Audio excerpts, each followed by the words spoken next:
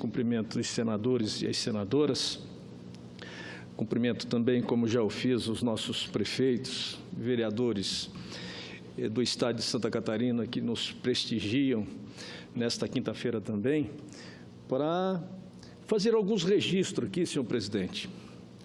E o primeiro registro é que nós estamos atravessando a mais séria, a mais ampla e mais amarga crise da história brasileira. Temos mais de 12 milhões de desempregados.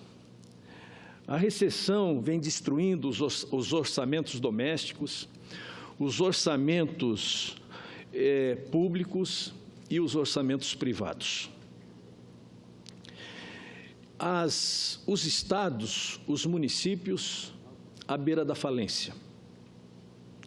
Os empresários não investem, o desemprego não cede, os juros não baixam naquela velocidade que deveriam baixar, a segurança jurídica não se consolida, o país não cresce, não se desenvolve, com isso o desemprego aumenta e a crise política não passa, não acaba, não termina, o que é muito sério nesse país.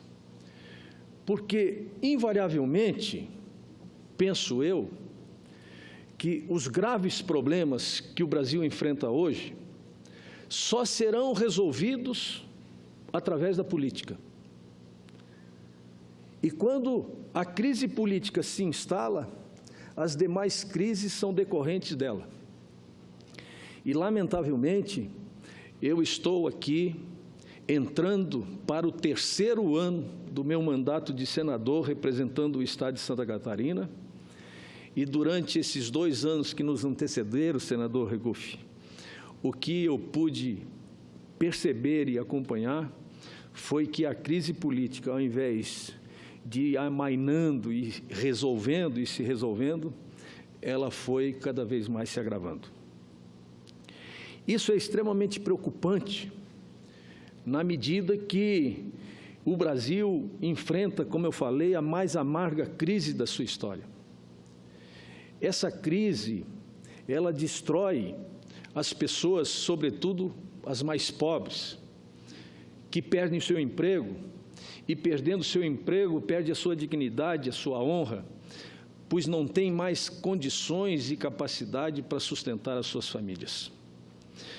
Com isso, o que nós estamos vendo na prática é aumentar a crise da segurança pública, como é público e notório, as rebeliões que acabaram acontecendo e que se destacou o Estado do Espírito Santo, especialmente a cidade de Vitória, capital do Espírito Santo, que foi acometida por um período dramático e violento que vitimou centenas de pessoas naquele estado.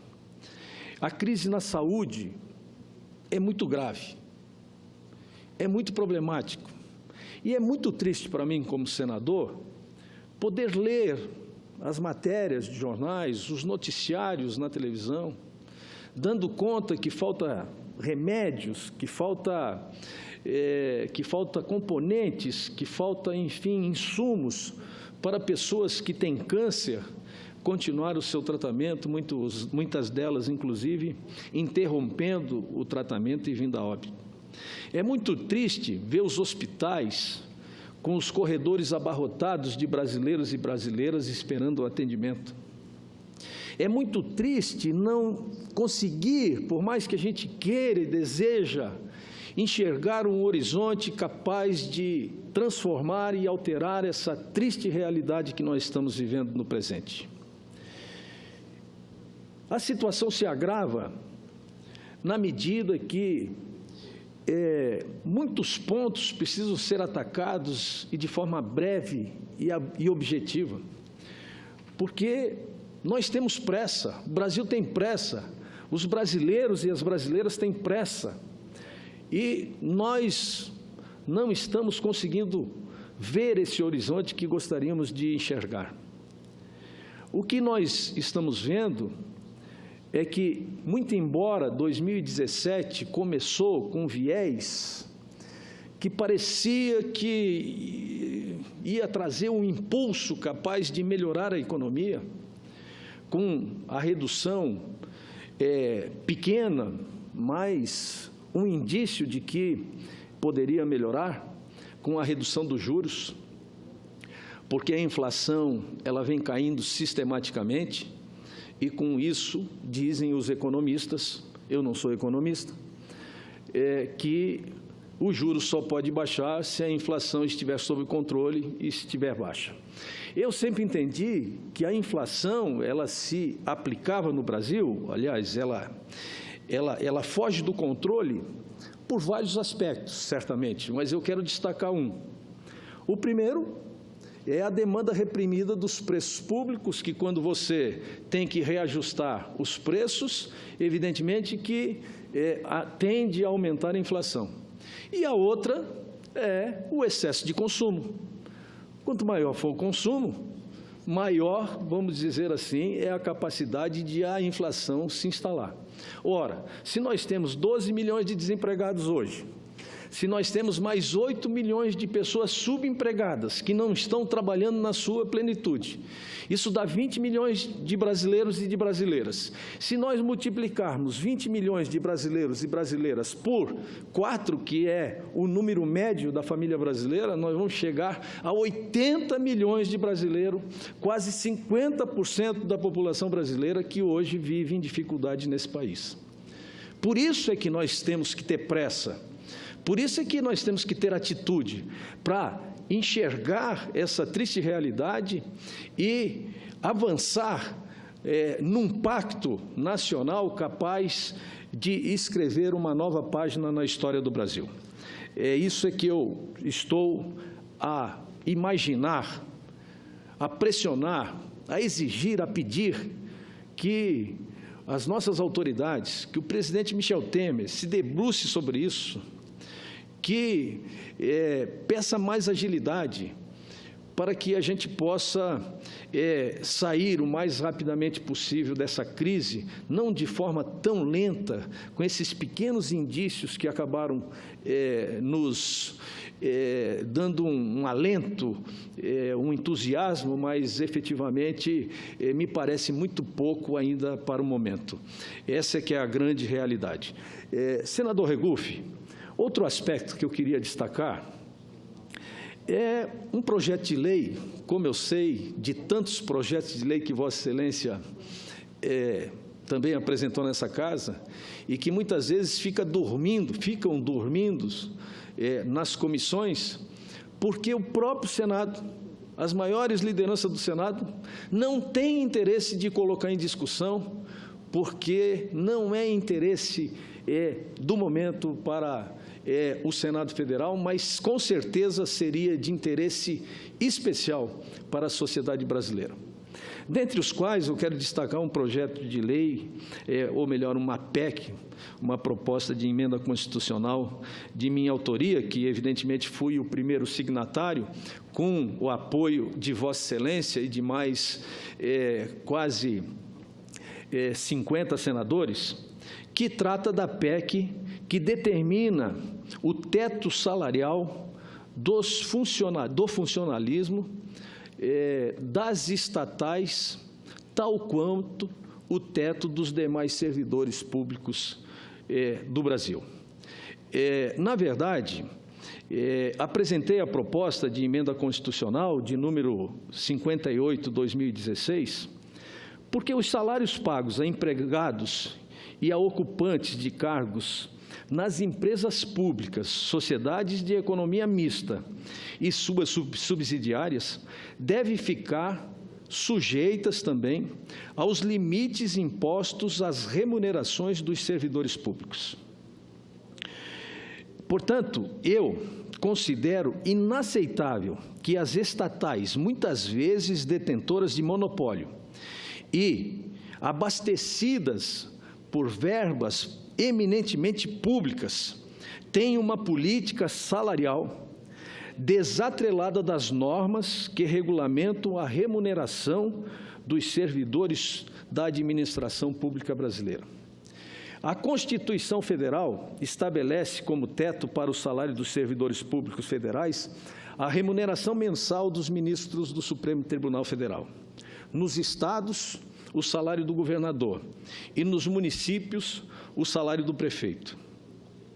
A cultura da inesgotabilidade dos recursos públicos empurrou a gestão administrativa dessas entidades aos limites da irresponsabilidade remuneratória, permitindo a captura da estrutura por poderosas corporações de empregados, transformando os meios em fins, em inaceitável inversão de valores e finalidades. Essa é uma grande realidade que também precisa ser observada. A proposta altera a redação do parágrafo 9 do artigo 37 da Constituição Federal, removendo expressão redutora, segundo a qual os limites remuneratórios do setor público aplicam-se também às empresas públicas, às sociedades de economia mista e às suas subsidiárias, que recebem recursos da União, dos estados, do Distrito Federal e dos municípios para pagamento das suas despesas de pessoal e do custeio em geral. Para minha satisfação, essa PEC tramita na Comissão de Constituição e Justiça e Cidadania e já teve o apoio do relator, senador Ataídes de Oliveira, do PSDB do Tocantins. Ele classifica como irreais os padrões salariais praticados nas estatais brasileiras, mesmo com as restrições orçamentárias enfrentadas pelo governo federal e as administrações municipais e estaduais. Tal providência saneadora, como pretendida pela proposição da qual ora ocupamos, é, a meu juízo, uma exigência moral, ética, e que já vem tarde. E isso é enfatizado pelo senador Ataídes de Oliveira em seu voto favorável à proposta. Portanto, após ser examinada essa proposta no Senado, na Comissão de Constituição e Justiça, que já tem parecer, mas ainda não foi examinada, ela segue o seu trâmite para as demais comissões. E eu espero que essa seja uma PEC que possa também seguir com a rapidez, tal qual outras PECs aqui já foram aprovadas por esse Senado Federal. Além disso, como ainda tenho mais alguns minutos, senador Regoff, peço a paciência de Vossa Excelência para fazer um relato sobre as principais obras do PAC em Santa Catarina. E adivinha como elas estão? Atrasadas, como estão atrasadas as obras do PAC em todo o território nacional. O PAC, um dos mais ambiciosos planos de infraestrutura e logística do planeta, o programa conhecido como Aceleração do Crescimento, acaba de completar 10 anos. No mesmo e, sobretudo, e lamentável, no mesmo ritmo que se encontra a economia brasileira, ou seja, estagnado. Em Santa Catarina, todos os 9 principais projetos contemplados pelo programa, adivinhe, estão atrasados. Em alguns casos, esse período chega a quase 5 anos. Isso sem contar as obras, como a duplicação da 280, 480, que levaram décadas para sair do papel e que vão levar décadas para serem concluídas. Portanto, senhoras e senhores senadores, uma década depois, com 40% desses valores desembolsados, o governo do presidente Temer pretende mudar o nome do programa e investir apenas nas obras que podem ser concluídas até o final do seu mandato. Isso é muito preocupante para Santa Catarina, porque com isso não devem receber grandes volumes de recursos as duplicações das BR 470 e 280 do meu estado, ambas previstas para serem concluídas em 2021 e 2022. Portanto, se em 2016 as verbas foram destinadas apenas para projetos pequenos, ou seja, limitados a aproximadamente 10 milhões de reais, para os próximos 2 anos, o objetivo é focar em obras significativas, que representam um legado da administração do presidente Temer, da qual eu encareço aqui para que se inclua nestas prioridades, no mínimo, as BR-470, a 280, a BR-282 e também parte da BR-101, que precisa ser definitivamente entregue aos catarinenses de certa forma. Portanto, eram esses, senhor presidente, os 3 registros que eu gostaria de fazer. Agradeço a Vossa Excelência e muito obrigado.